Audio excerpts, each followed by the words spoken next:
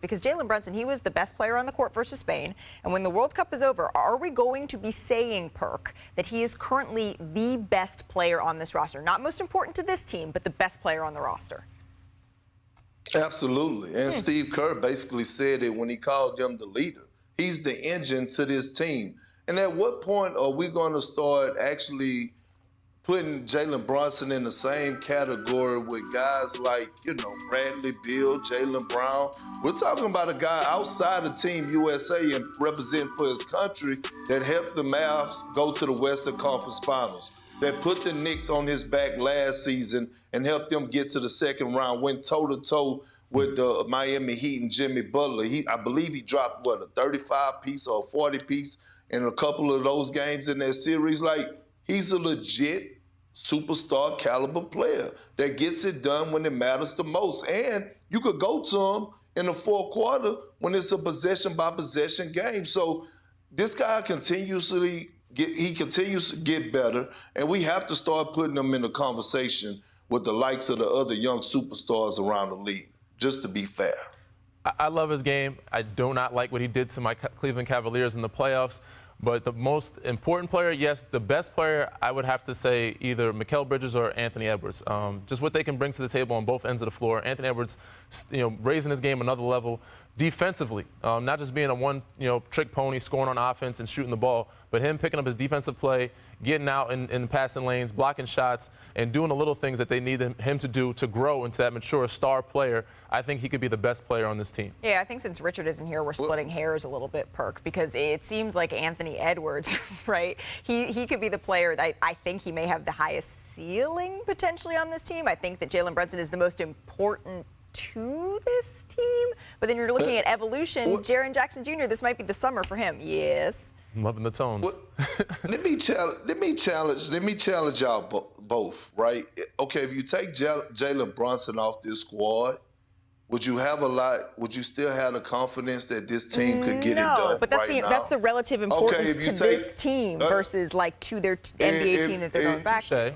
But I feel you. Go ahead. If you take Anthony Edwards off and you keep Jalen Brunson, we still would have a high level of confidence. Same with Mikal Bridges. The MVP. Well, speaking of dominant, we got a little Chet Holmgren, Kevin Durant video making its way around social media. Chet has drawn plenty of comparisons to the all-world forward prior to this season's the summer's open run, rather. And then remember, Chet coming off a season-ending foot injury that kept him sidelined all of last season. So since we're talking about rookies here, I wonder if you guys saw Wembanyama. He has a little bit of a new hairdo. He's going with the Jeremy Sohan look in this one. I'm not sure if we're going to show it or not, but here we go. Perk, we rocking this coming up? Is that real? See, that's the thing. It's like, is it a filter? Is it real? I can't tell anymore, man. You know what? I'm yelling and I still don't get the internet. However somebody feel it, get your swag up. You know what? That look, damn it, that's for you. Get your swag up. All right, Victor has the shortest odds to win Rookie of the Year at -120. That's according to Caesar Sportsbook. He leads the 2022 number 2 overall pick, Chet Holmgren, who is at +250. You can see the full lineup there. We're talking about prospects. I want to move on to the amateur ranks, where top prospect Cooper Flagg announced that he's going to reclassify to the class of 2024 for high schools from the 2025 class. Now, he is widely considered the number 1 prospect in either class. So this has a big impact on both the 2025 and 2026 draft classes here. Woj, what are you hearing from around the league? What is Flagg's potential here?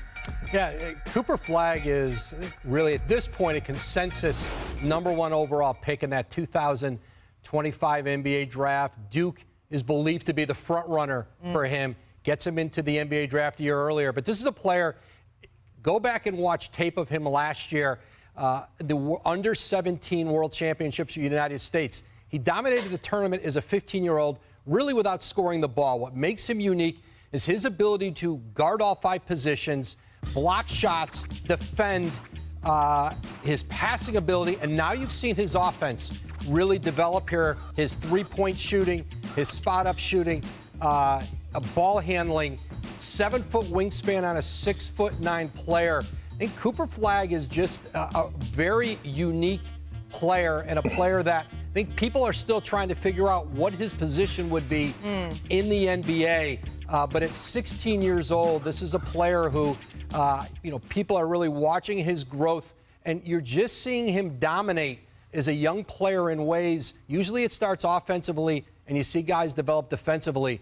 But Cooper Flagg is someone who I think is going to be an impact player in the NBA when he lands in that draft, presumably after one season in college basketball. And we have a player from Maine. Have we seen that?